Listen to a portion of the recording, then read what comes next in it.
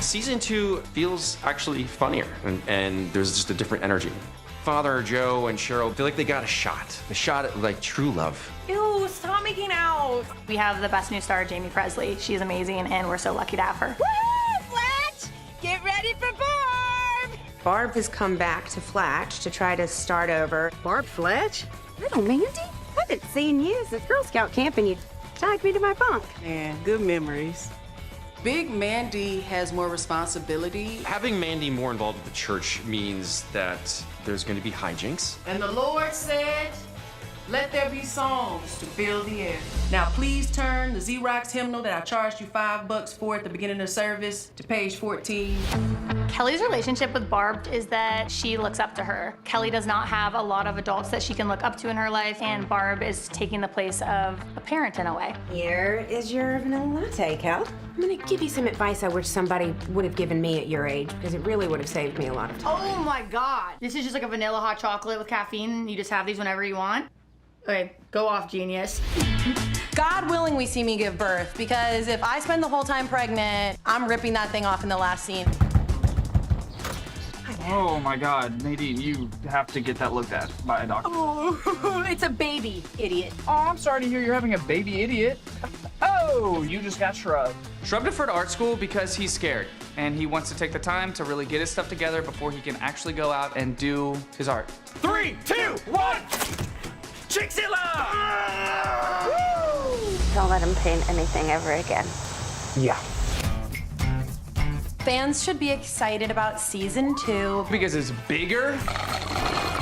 Hilarious. Whoa, what do I do? What do I do? And because I'm funny. Hashtag snatch the Flatch. Flatch, get ready for Barb! Hold on, camera lady. I'm feeling a celebratory donut coming on. Barb, what the hell is your problem? You can't do donuts. You didn't win the race. Hey, you didn't win the race. You can't do burnouts. My thoughts exactly, Alan. And that concludes the season 2 premiere of Welcome to Flatch for the Steve Park installment. It was beautiful all the way around, especially the ending. So let's get into it. First off, I love how, Shrub, I don't know if he was joking or was being serious when, first of all, me encanta Taylor Marie Ortega, aka my favorite character, maybe because I'm biased since I've been a Taylor Ortega fan since 2019 Kim Possible movie and my Jerry Nadu, Joe Nemechek 25th birthday in 2019. I don't know if Shrub was being serious when, oh my God. I've had a long day, and we got to do this round again tomorrow at Cedar Point, but when we vlog it there. But anyway, I don't know if Shrub was being serious or was just fucking around or being sarcastic when he said to Nadine that she needed to get her belly bump, be of her baby checked, like looked at by a doctor, quote unquote. And yeah, and he didn't want to let her in, so I love how she shoved her way in. And that's basically the summary of any character I've seen Taylor Ortega play. Looks like something Shigo would have done if there was a Kim Possible 2 and there was a scene like that. But yeah, and I hate that how Bobby was never based on Kelly telling stories about her childhood, aka events before the show, about how Bobby never came around for her much when she was growing up, and should have came to pick up the baby Ashlyn like 2 hours before her and Shrub left for the parade, and turns out he was doing something more important. Here I am thinking it's something that it benefited him and him only, nobody else, not even Jessie. But the whole time he was getting a proposal ready for Jessie, which was fucking amazing. Get into what led into that. So, first of all, the step number 1 of that beautiful ending. But of course, we had the somewhat semi-cliffhanger when the new smoking hot lady, Barb Flatch, and Jamie Presley, is very nice to meet you. As being a 45, Cal Petty 45-year-old, you look damn good for being 45. You look still, even though you're Cal Petty 45, you look like you're Jerry Nadeau, Joe Nemechek 25. But I love how, everybody thought that, Father Joe and Cheryl were pregnant with an actual baby because they didn't have time to explain because of the fact they had to, floor it, go, Daytona, Talladega speeds 180 plus miles an hour, in the Daytona 500, Firecracker Pepsi 400, Aaron's 499, and EA Sports 500 in Daytona and Talladega. But now, as of modern NASCAR times, the Cracker Barrel 500 and Napa 500 at Atlanta Super Speedway, baby Daytona, baby Talladega.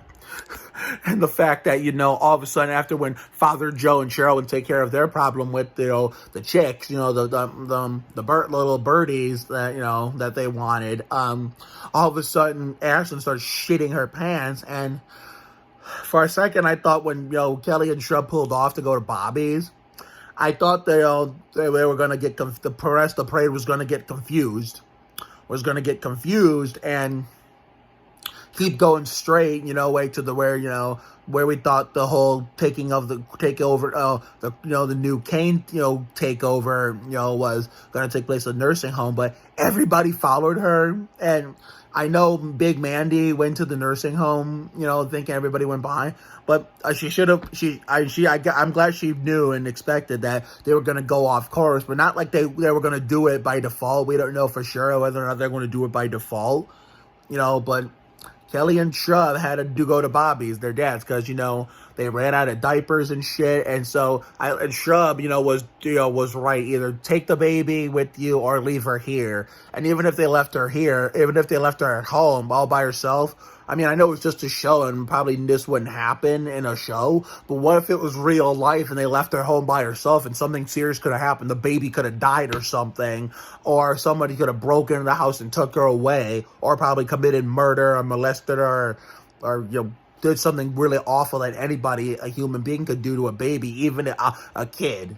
A kid that's way older than a baby, of course. Even an underage person could do something cruel. It's not just the adults who do it, but anyway, but it's just, this just goes to show you why it's just TV. It's something you don't fucking do in real life. But yeah, so therefore she shitted her pants, and that's probably why, it took so long to change the diaper, and change the diaper, because, Bobby was setting up the proposal for Jessie. But the fact that, Shrub did his speech to, trying to not mix up the characters with the actors, his speech to Beth, and then all of a sudden here comes smoking hot Barb.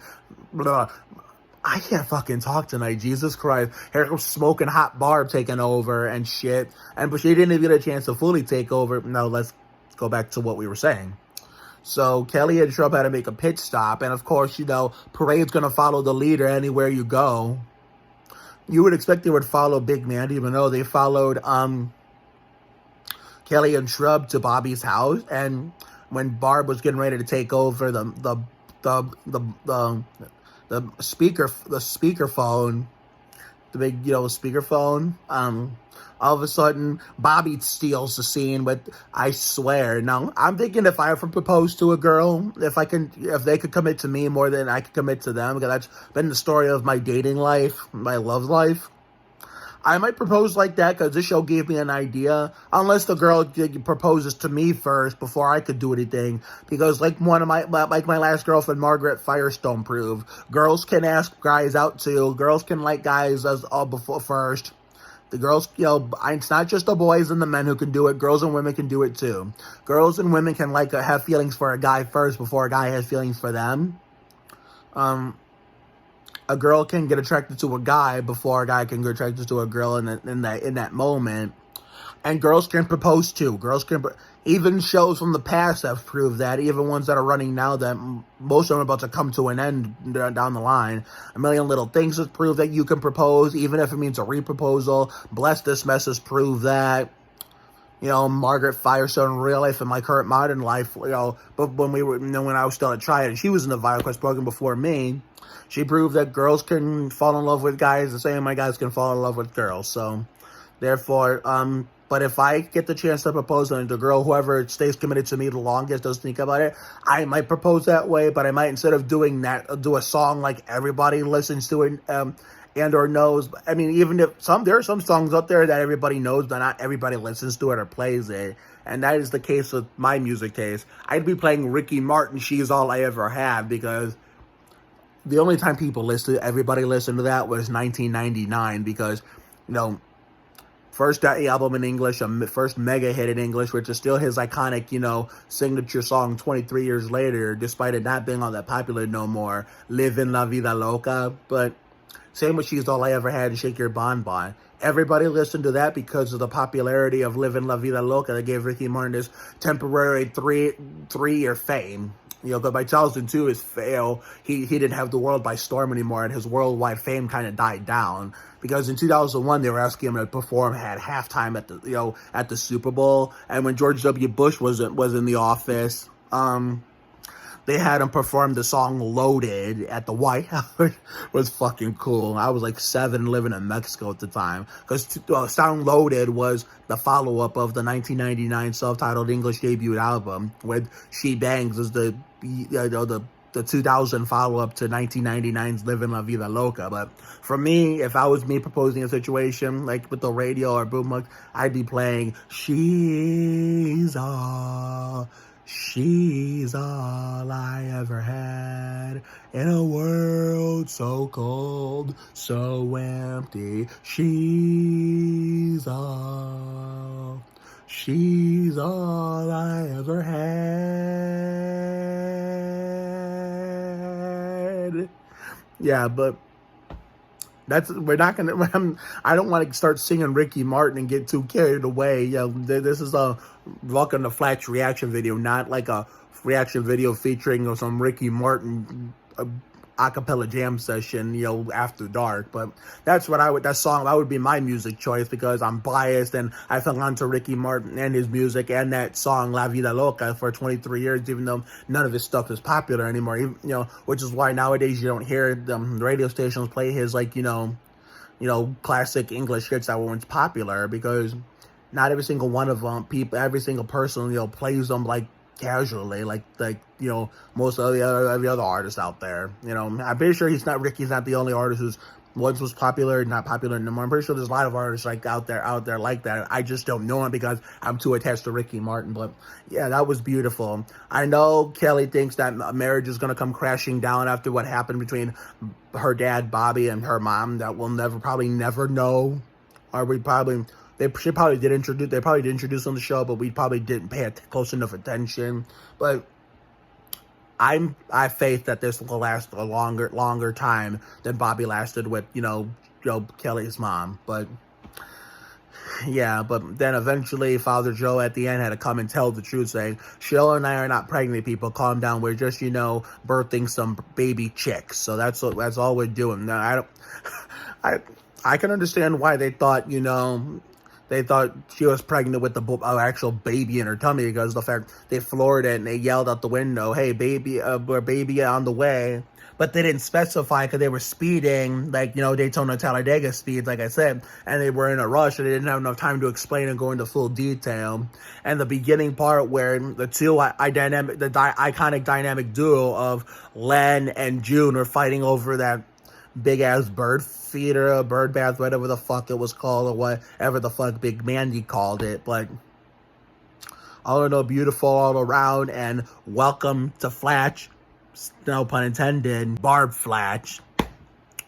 I don't even know you because you weren't here in season 1 when I started in day 1, but I look forward to getting to know you in this universe, and in real life, I look forward to getting to know Jamie Presley. Tomorrow, we got the Cedar Point Halloween's a rager, and again, it's going to be really nice. I know it's not going to be, the warm weather is gone. We're probably going to have the Sandy Ridge finale come Thursday, so we'll probably, record Lele, and then watch it on Friday, and then Saturday watch the Rusty Wallace installment of Flatch next week. We'll probably do it that way, because I know the warm weather. Not the warm weather, because we're not getting an official warm weather finale standalone. So the provisional finale, like I said, was the official finale too. Because I don't see it warming back up to a mid to upper 70s at best day anytime soon. We got one last night's day to go, which is going to be on Thursday. So, therefore, we're getting the Sandy Ridge finale. It's not the Adventures in Autumn finale, no. We might get a proper fall finale because of it. So, not having an official warm weather finale is a blessing in disguise, because that means since we're going to get the Sandy Ridge finale a month earlier, because last year was November 8th, the year before it was sometime, mid to late November. I was not doing YouTube at the time. We're going to get it a month early. We're going to get it on this coming Thursday. This coming Thursday, it's going to be 70 degrees. So that's going to be the last nicest day we're going to have for a while. But even though it's going to be the end of our Sandy Ridge adventures, Adventures in Autumn alone is not going to be over. It's not going to be over. Maybe I'll be wrong. We'll get a bonus nice day, a bonus Sandy Ridge day. But I'm not making any fucking guarantees, because fall weather is so unpredictable. You never know if it's going to remain chilly and cool and blustery. You never know. It's just going to warm back up to summer, semi-summer conditions for one day out of nowhere all of a sudden, like it did in 2020 and 2021. And it looks like this year that trend has finally been broken. So the only nice day we have left is going to be Thursday and Wednesday. Wednesday we'll probably do it. You'll probably come outside and record something. I highly don't record anything, but whether we do or not, we're probably going to have to upload it, pre-record it, and then upload it sometime down the line. Or if we don't have time to do that, we can do our 1,500 subscriber special come Wednesday. And Thursday, we'll do the Sandy Ridge 2022 finale alone. And then it's smooth sailing, cold weather, smooth sailing for all the wrong reasons, because it's going to be fucking cold as balls. So, therefore, there's a lot in store for the remainder of Adventures in Autumn. Going into Winter Wonderland, once we get a better computer and, better, more new and improved equipment, the best is yet to come. So, have a good night tonight and a better day tomorrow. Life will give you a lot of lows, but when you hit a high, enjoy it. It ain't for the weak. Goddamn, pace yourself, bring your ass, be you. You have to try harder to do less. You can't deport a dream. Sometimes the worst things in life lead to the best things. Always bet on the side of love. You got to check yourself before you wreck yourself. Sometimes you just got to be present. You never fail until you stop trying. It never pays to worry too much about things. We're not here for a long time. We're here for a good time. It's never too late to turn the day around. Another day on time, another day to shine. And as of this episode, I didn't think I'd be adding a new one. Sometimes you just gotta flock yourself. Take care, everyone. Good night, and I will see you all tomorrow for the Cedar Point Hollow Weekends Rager. Keep in mind, if I'm too tired at the end of tomorrow, I'll probably stay the hell home from work and upload that. And then Tuesday, if I go back, if I'm able to take Monday off, then we'll watch the Brett Bodine installment of Villains of Valley View, the Halloween episode, and that'll give my reaction video. Then the usual Goldbergs, and then the Sandy Ridge 2022 finale. Friday we'll do Lele. Saturday we'll do Flatch. Sunday, maybe we'll watch the UAW GM Quality 500 Roval race in Charlotte. Who fucking knows at this point? You might as well, because we're not going to have any more nice days for the rest of the season, going until we hit reset for season 2 of Spring is in the Air come March, April 2023. But I don't know what I'm going to do with the 1,500 subscriber special, but we're coming up on 1,000 videos, so expect the 1,000 video special on exactly 1,000 video. I'm going to figure that out one way or another. And I'm not sure what I'm going to do for the 1,500 subscriber special, but I'm going to figure that out. And I'm also going to figure out a specific day when I'm going to do it. But anyway, we got to get the fuck off this thing and get ready. Hey, for Cedar Point Rage, Hollow Weekends Rager tomorrow. So see you later, everyone. Happy October.